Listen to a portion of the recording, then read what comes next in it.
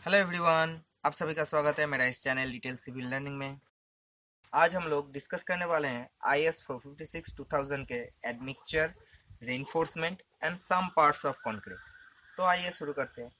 Admixture में आपको सबसे ज़्यादा ज़रूरत है आपका एक्सपीरियंस एंड एक्सपीरियंस डाटा का, क्योंकि आप पहली बार जब कोई एडमिक्सचर यूज़ करेंगे किसी भी सीमेंट के अंदर, तो उसका जो डाटा है आपको संभाल के रखना पड़ेगा। अगर उसमें कुछ हार्मफुल इफेक्ट हुआ तो आपको वो डाटा चेंज करके फिर से उसको ट्राई करना पड़ेगा। तो इसके बाद है, आप जो एडमिक्सचर यूज करेंगे वो ड्यूरेबिलिटी ऑफ कंक्रीट के अंदर कोई वीकनेस प्रोड्यूस नहीं कर सकता है, कोई हार्मफुल कंपाउंड भी उसके अंदर प्रोड्यूस नहीं कर सकता है, या फिर अगर आरसीसी हो तो आरसीसी के जो स्टील होता है उसमें रस्टिंग नहीं कर सकता है। एंड आपको पहले जब एडमिक्सचर यूज करेंगे तो आपको workability, compressive strength and slump loss of the concrete admixture के साथ एंड विदाउट एडमिक्सचर आपको वो ट्रायल मिक्स में पहले ही उसको ट्राई करना चाहिए कि किसमें कितना स्ट्रेंथ प्रोड्यूस होता है, किसका वर्कबिलिटी इंक्रीज होता है या फिर डिक्रीज होता है, ये आपको पहले ही ट्रायल मिक्स में उसको डिसाइड करना पड़ेगा। आप एक, दो या फिर उससे ज़्यादा एडमिक्सचर यूज कर सकते हैं सेम सीमेंट में। इसके लिए आपको इंश्योर करना पड़ेगा कॉम्पेटिबिलिटी, एंड आपका प्रीवियस डाटा भी इसके लिए बहुत ज़्यादा इंपॉर्टेंट है। तो इसके बाद है रेइनफोर्समेंट। जब आप लोग कंक्रीट के अंदर कोई भी रेइनफोर्समेंट यूज़ करेंगे तो आपको पहले चेक करना पड़ेगा कि रेइनफोर्समेंट में कभी रास्टिंग ना हो, कोई भी कोट ऑफ पेंट ना हो, ऑयल ना हो, मड ना हो, या फिर ऐसी कोई चीज़ जो कि कंक्रीट और स्टील के अंदर बॉन्डिंग को डिस्टर्ब करे। तो अगर ये सब चीज़ रेइनफोर्समेंट अंदर हो तो आपको ट्रीटमेंट करना पड़ेगा रेइनफोर्समेंट का एज सैंड ब्लास्टिंग और एब्रेसिव ब्लास्टिंग। अब ये सैंड ब्लास्टिंग क्या है? एक मशीन के द्वारा एक नोजल नोजल के अंदर से सैंड हाई प्रेशर में निकलता है, जो कि रेनफोर्स के ऊपर जो भी कोटिंग ऑफ पेंट हो या फिर ऑयल हो या फिर रस्टिंग हो वो उसको क्लीन कर देता है। तो इसके बाद आप लोग यूज़ कर सकते हैं उस रेनफोर्समेंट को कंक्रीट के अंदर। इसके बाद है, आप कोटिंग तभी कर सकते हैं जब कोई भी स्ट्रक्चर के बाहर रेनफोर्समेंट निकला हुआ हो, तब आप उस रेनफोर्समेंट को प्रोटेक्ट करने के लिए उसके ऊपर कोटिंग कर सकते हैं। Modulus of elasticity of steel कितना होता है? 200 किलो न्यूटन पर मिलीमीटर स्क्वायर। आपको ये नोट कर लेना चाहिए, 200 किलो न्यूटन पर millimetre square modulus elasticity of steel.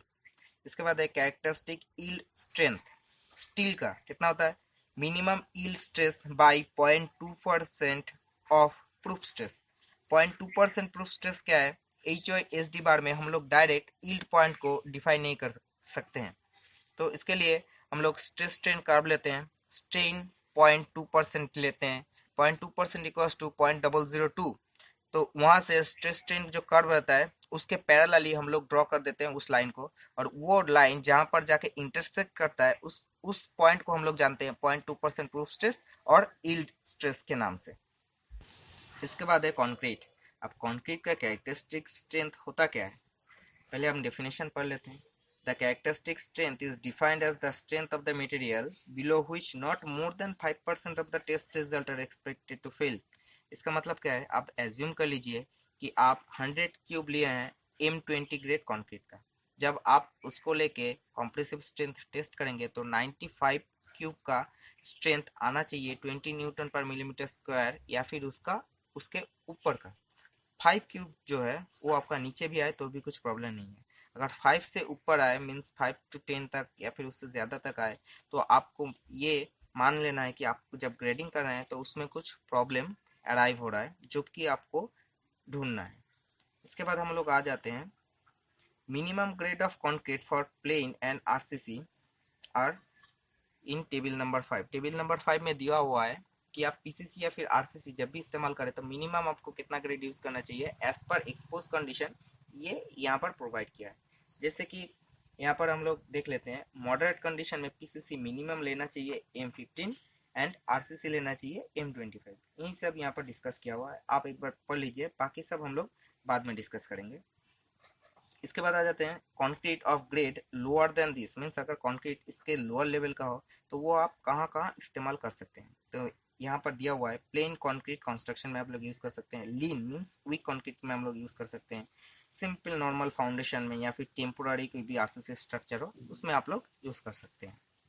इसके बाद है प्रॉपर्टीज ऑफ कंक्रीट, जो कि इंक्रीज होता है एज के साथ। मींस कंक्रीट का एज जितना बढ़ता है उतना उसका स्ट्रेंथ जो है वो बढ़ता जाता है। तो नॉर्मली हम लोग जब टेस्ट करते हैं कंक्रीट का, वो करते हैं after 28 days of curing. 28 days के क्यूरिंग के बाद ही हम लोग ये करते हैं। तो नॉर्मली जो 3 दिन के बाद जो स्ट्रेंथ होता है कंक्रीट का वो है 33%, 7 डेज के बाद 67%, 14 डेज के बाद 80%, 28 डेज के बाद 95% एंड 1 ईयर के बाद 99%। ये आपको नोट करके लिखना चाहिए क्योंकि एमसीक्यू में ये सब देता है।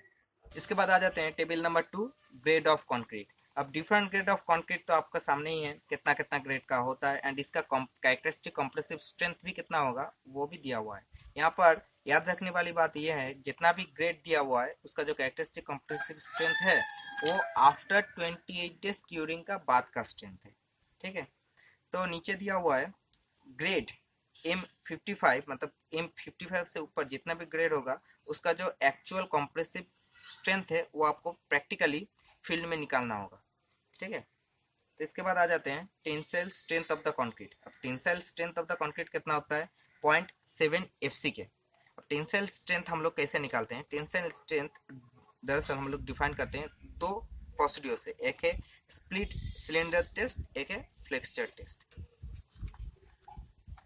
इसके बाद आ जाते हैं इलास्टिक डिफॉर्मेशन। अब इलास्टिक डिफॉर्मेशन नॉर्मली किसके ऊपर डिपेंड करता है, ये डिपेंड करता है कॉम्प्रेसिव स्ट्रेंथ ऑफ कंक्रीट के ऊपर। ठीक है, और देखिए पहले ही लाइन पे दिया हुआ है the modulus elasticity is primarily influenced by the elastic property of the aggregate. ये इन्फ्लुएंस करता है elastic property of the aggregate को।